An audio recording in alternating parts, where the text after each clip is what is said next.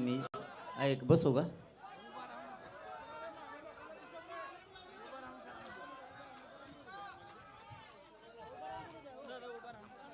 जाऊन दे उभा राहून बोलतो.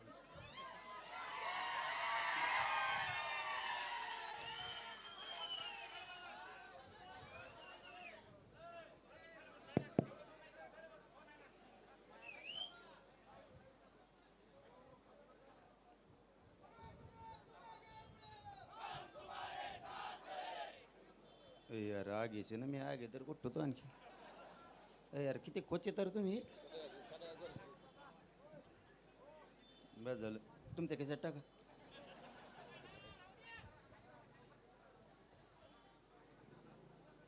या देशातल्या या राज्यातल्या बळीराजासाठी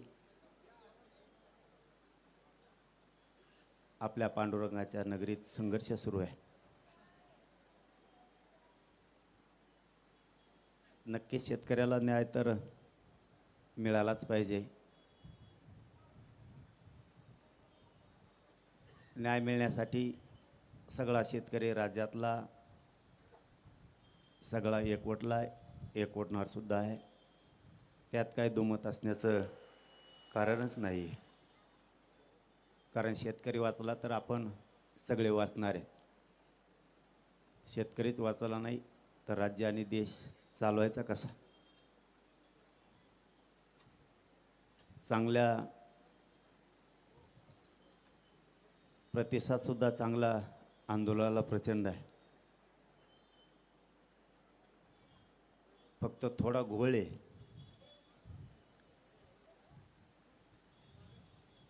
तुम्ही कितीही पोटतिडकीनं केलं तरी लोक त्याला राजकारणच म्हणणार आहेत. तुम्ही आमच्या पार्टीत या.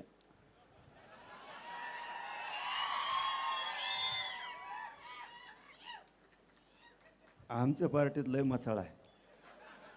तुम्ही कुठं बसा उठणार नाहीत. तुम्ही काही मागा टेन्शन नाही. तुमच्या पार्टीत अवघड आहे हो हे प्रश्न सोडीन.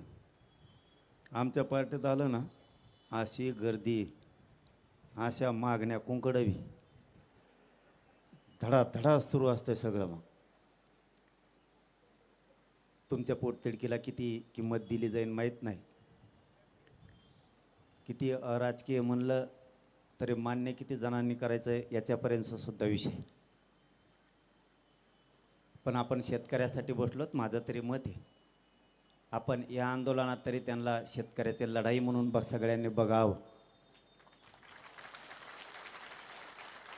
आपण का त्यांच्या राजकारणासाठी किंवा कोणाच्या याच्यासाठी आलेलो नाही आहेत. ते शेतकऱ्यासाठी लढायला लागलेत. आपण सुद्धा सगळे शेतकरी म्हणून साथ द्यायला हरकत नसावी. आता मैताशी पंचायत होणार आहे.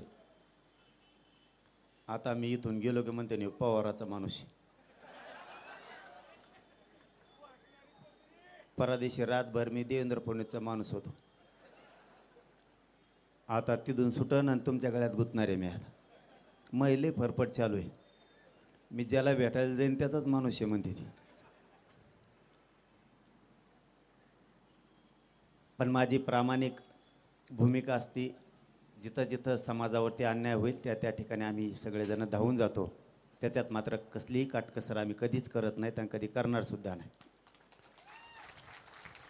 बच्चू भाऊ बसले होते त्यावेळेसही आम्ही सगळे गेलो होतो. ते मग भाजपचे होते तरी आम्ही गेलो होतो. कुणी कुठल्याही पक्षाचा असो शेतकऱ्यांच्यासाठी कोणी मैदानात असेल तर आम्ही सगळेजण कायम सोबतीला आहेत. उद्या जर वाटत असलं कोणाला की मी यांच्याकडे भेटीला आलो आहे म्हणजे यांचा माणूस उद्या भाजपचे सुद्धा लोक बसा उपोषणला बघा मी येतो की नाही सगळ्यात आधी. फक्त ते नावं ठेवू नये. ते त्यांच्या भूमिकेवर आहेत. आम्ही आमच्या भूमिकेवरती ठाम आहेत. भूमिका शेतकऱ्याची आपण सगळ्यांनी बळ दिलं पाहिजे. त्यांनी मला एक आत्ता जी आर दाखवला आहे. त्याच्यात त्यांनी सांगितलं शब्दाचा खेळ कसा असतो. भाऊ 3 वर्ष झालं मी तेच बघून बघून बेजार झालो. कुंकड कानान कुंकड मात्र हानतीन तळाला मिळणे मग अवपोषण करू करू फेस पाडीला देईनी. तुम्हाला तर त्याच्यातलं लवकर कळलंच पाहिजे कुंकड काय हो केलं आणि काय नाही ते. आईला पण मग एक प्रश्न आहे राव, तुम्हाला उपोषणला बसायची वेळच नाही यायला पाहिजे. मोदी साहेब पवार साहेबाला तांब्या भरून पाणी देते.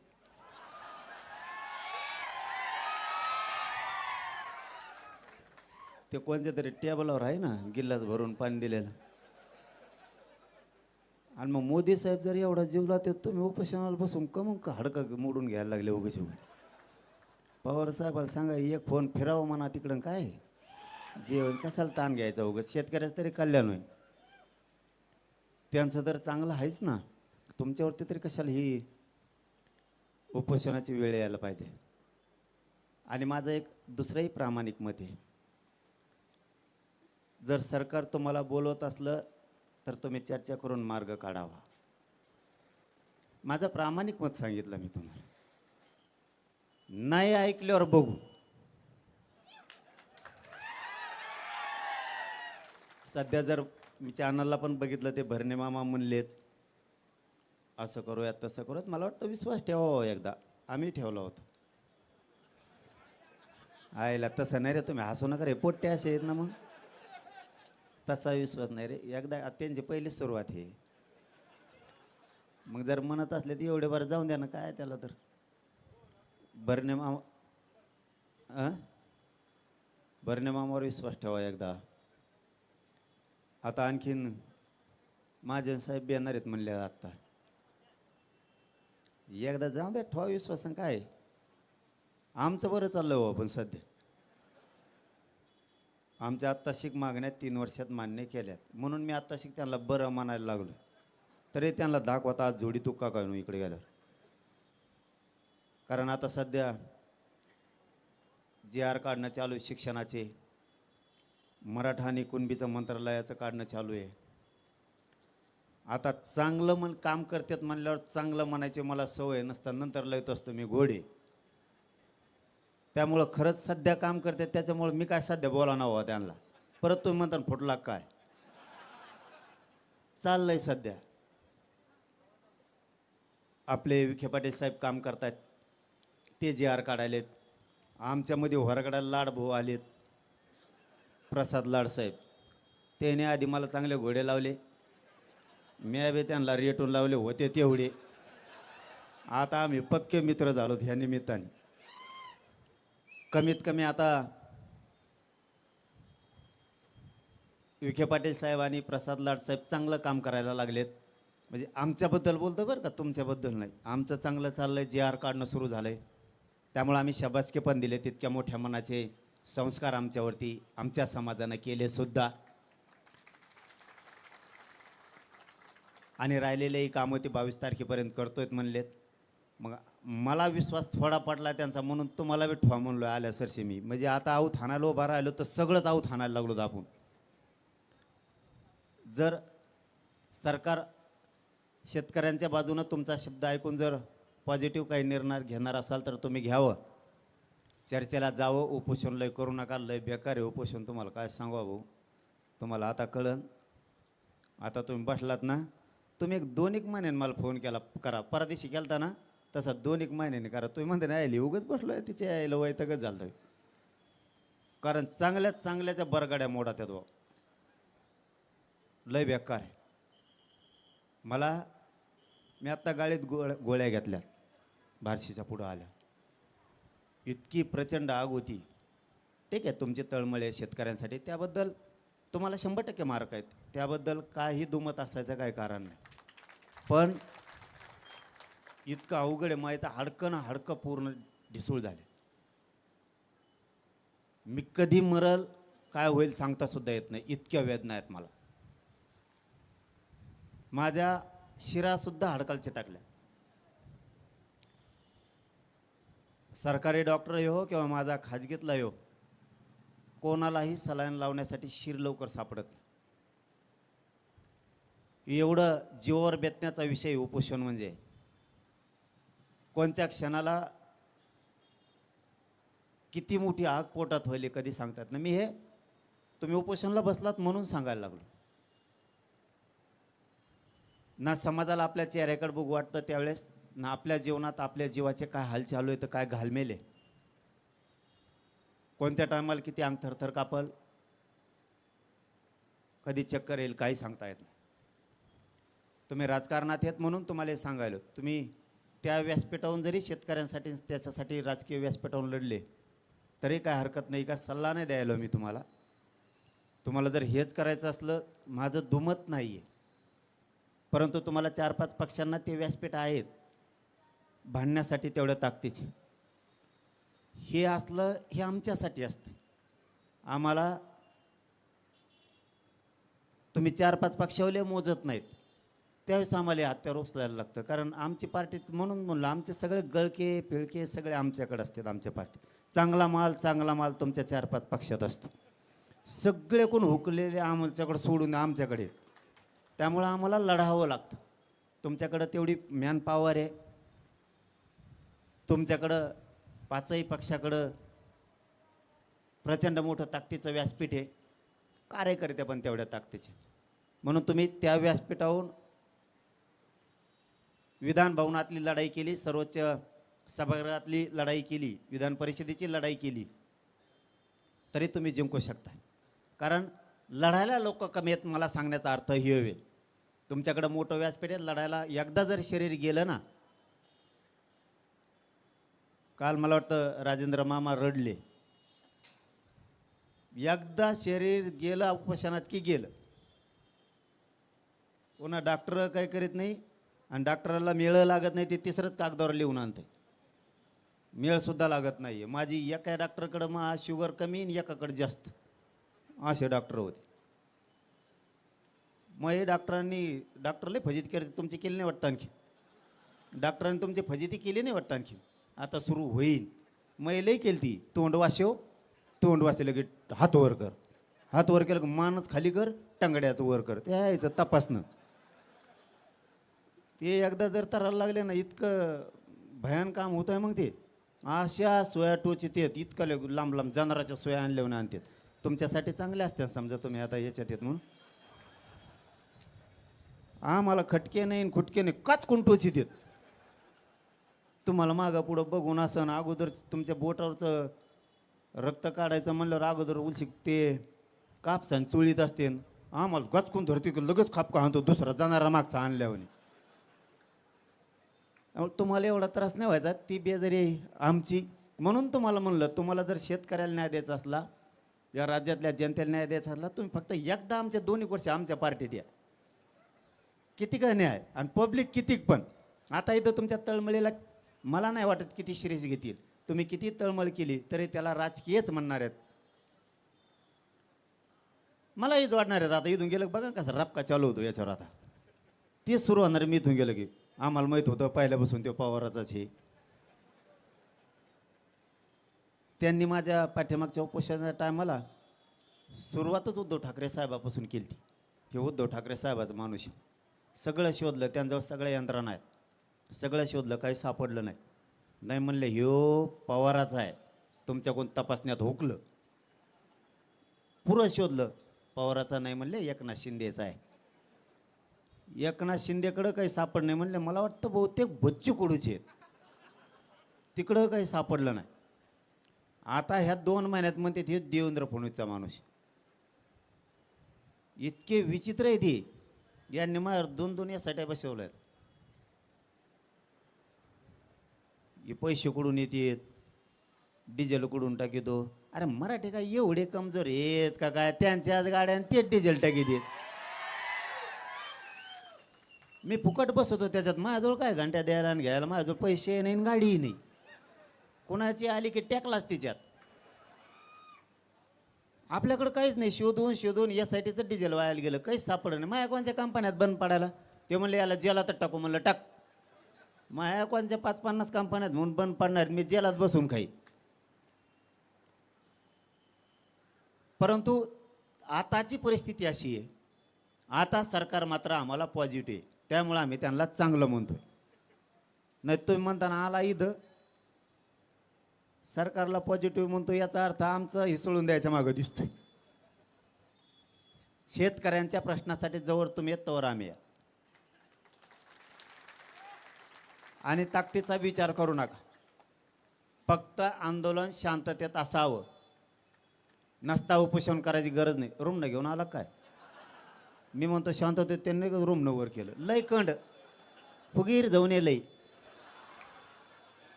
त्याचे ते काहीतरी करते आणि तुम्हाला गुतीत येऊन पुन्हा सुटूनच देणार नाहीत. आपल्याला जर ही लढाई जिंकायची असली, आपल्याला जर शेतकऱ्याला न्याय मिळवून द्यायचा असला, तर आंदोलन शांततेत झालं पाहिजे. जर आंदोलन शांततेत करायचं नाही तर मग आमरण उपोषण करायची गरज काय? मग सगळेच रस्त्यावरती आले असते ना. इथं ज्या अर्थी ते उपोषणाला बसले त्या अर्थी रस्त्यावरच्या प्रत्येक माणसाला शांततेतच करावं लागणार आहे. तरच ही लढाई शेवटपर्यंत जाती. माझ्या उपोषणाचा, माझ्या आंदोलनाचा अनुभव तुम्हाला मी सांगितला आहे की तुम्ही जर सुरुवात शांततेने केली असेल तर शेवटपर्यंत शांततेने जर गेलं तर यशस्वी होतं. आणि सरकारला वाटत असतं प्रत्येक आंदोलन शांततेत कधीच होऊ नये. आंदोलन हे रस्त्यावरचं व्हावं. कोणचंही सरकार असू द्या, म्हणजे यांचं असलं तरी बी आणि त्यांचं असलं तरी बी. आता त्यांचं जरी असलं तरी यांचं येणारच आहे किंवा यांचं असलं तर त्यांचं येणारच आहे. कवा हेच आहेत. आपण कवा कार्यकर्ते झेंडाच आहे आपल्या. आता टेन्शनच घेऊ नका तुम्ही. हे आले तरी ते येत आणि ते आले तरी हेच आहेत. फक्त जर तुम्ही शांततेत नाही केलं तर यांच्या पोटात जी तळमळ शेतकऱ्यांच्या विषयीची आहे तिला काही अर्थ राहत नाही. म्हणून तुम्ही जे कुठलं आंदोलन करताल हे माझं तुम्हाला सगळ्याला हात जोडून सांगणं आहे की शांततेत करा. आपण माझा विषय इथं सांगण्याचा नाही आहे, फक्त अनुभव म्हणून सांगतोय. जे 75 वर्षात मिळालं नाही ते फक्त शांततेच्या आंदोलनामुळं माझ्या समाजाच्या लेकराबाळाला मिळालं. फक्त शांततेमुळं. कुठं जर हात उचलला असता, कुठं जर दगड उचलला असता तर आज 2.5-3 कोटी समाज आरक्षणाकडे गेला नसता. तुम्हाला जर आता याच्यातून शेतकरी मोठा करायचा आहे आणि त्यांनी जर आता पण मांडला आहे की 2 लाखापर्यंत शेतकऱ्यांची कर्जमाफी झाली पाहिजे, तर ह्यो पण यशस्वी करण्यासाठी सगळ्यात मोठा भार तुमच्या खांद्यावरती. तुम्हालाही संयमानं शांततेने न्यावं लागतं. कारण आपल्या आंदोलनात घुसताना आपल्या आणि दुसरेसुद्धा घुसलेले असतात. काम करताना तो शेतकऱ्यावरती माया दाखवतो, पण करताना त्याच्या डोक्यात आंदोलन उग्र करण्याचं सुद्धा असतं. त्यामुळं आपला फायदा उचलून समोरच्यानं उग्र करायचा प्रयत्न केला तर माणसं मात्र आपल्या गर्दीतले ओळखा की आंदोलन यशस्वी करायला आलेत का आंदोलन उग्र करण्यासाठी आलेत. यावरही तुम्हाला सगळ्यांना बारकाईने लक्ष ठेवावं लागतं. कारण गर्दी एकदा जर जमली तर गर्दीच्या ओघात सगळेजण भावनिक होतात आणि आपण आसपासला लक्ष ठेवायचं बंद करतो आणि आपलं आंदोलन मोडून पडतं. जिथं शेतकरी आपल्याला ज्या टोकावरती न्यायचा आहे, ज्या न्यायापर्यंत न्यायचा आहे, आपण तिथपर्यंत त्याला कधीच नेऊ शकत नाही. आता यांनी लढाई हातात घेतलीच तर तुम्ही ती संयमानं शांततेनं पार पाडण्यासाठी सगळ्यांनी सहकार्य करायचं. कारण 2 दिवसानंतर मला वाटतं त्यांना बोलता पण येणार नाही तुमच्याशी. म्हणजे ज्यावेळेस मार्गदर्शन करायला शांत राहा म्हणायला सांगायला माणूस असतो आणि तोच जर 4-5 दिवसानंतर बोलायचा बंद झाला तर तुम्हाला सांगायला कोणी नसतं. म्हणून अगोदरच सगळे तुमचे आंदोलनाचे नियम तुम्ही कशा पद्धतीने ते हाताळायचं याच्यावरती नंतरची सगळी मदार तुमच्या खांद्यावरती असते. माझ्याकडे 2-2 लाख पोरं स्वयंसेवक ज्यावेळेस मी बेशुद्ध पडायचो त्यावेळेस त्यांच्या खांद्यावरती ती जबाबदारी होती आणि त्यांनी प्रामाणिकपणे ती पार पाडली. कित्येक जणाला तरी वाटायचं आमच्या आंदोलनात घुसायचं आणि काय जाळपोळ काय धिंगाणा करता येतो का. एखाद वेळेस ते विरोधी पक्षाचे असतात किंवा सत्ताधारी पक्षाचे सुद्धा असतात. आजची तुमची भूमिका ही प्युअर शेतकऱ्यांची आहे. मग शेतकऱ्यांसाठी जर लढायचं त्यांनी ठरवलं तर याला हाणून कसं पाडायचं, मग लोकसुद्धा घुसण्याची दाट शक्यता असते. कारण आमच्यात ते झालं, आम्ही ते वेळोवेळी ओळखले आणि त्यांना बाहेर काढायचं काम केलं. म्हणून तुम्हाला हे यशस्वीकडे न्यायचं आहे.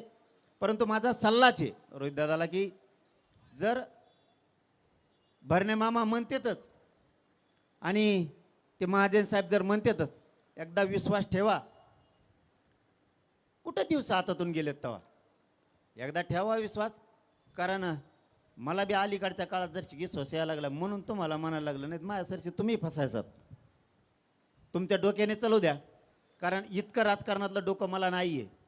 मला फक्त पाडायचं माहिती, इतकं माहीत नाही. तुम्हाला ते गणित जुळीनं, तुम्हाला गोळाबेरीज करणं, ह्या सगळ्या गोष्टी येतात. इतक्या ज्ञानापर्यंत आम्ही आणखीन गेलो नाहीत. परंतु आंदोलनातलं जेवढं मला काय माहिती आहे तेवढं सांगतो. मला तरी वाटतं की ते जर पॉझिटिव्ह आहे तर तुम्ही पॉझिटिव्ह एकदा त्यांना दाखवावं. नाही केल्यावर बघू ना, तेला कुठं जायचं नाही, तुम्हाला कुठं जायचं नाही, शेतकरी कुठं जाणार नाही. ही तर माझे 2 लाखाच्या पलीकडची मागणी आहे. शेतकऱ्याला संपूर्ण कर्जमुक्ती करा तुम्ही, हे ठेवूच नका राडा. दरवर्षी 2 लाख करणार, 1.5 लाख करणार, 3 लाख करणार, त्यापेक्षा एकदाच. ती माईक चालू आहे का? साऊंड कानात बोटं घालून झोपूस तर उठून बस ना, आवाज येईल ना, ते कान जातील. त्यांनी कानात बोटं घालून झोपलाय. हो ना, पण ते कान जातील ना. त्यांनी कान त्या साऊंडला लावलाय. मग लय बारीक ध्यान असतं भाऊ, कान जातील त्यांनी. शेतकऱ्याची संपूर्ण कर्जमुक्ती होणंच गरजेचं आहे. एक, त्याबरोबर शेतकऱ्यांना त्यांच्या मालाला दुप्पट भाव द्या. तुमच्या कर्जाची गरजच नाही शेतकऱ्याला, पुन्हा कर्ज पण नको आणि तुम्हाला कर्जमाफी करायची गरज नाही. एकदा फक्त त्याला या दारिद्र्यातून बाहेर काढा.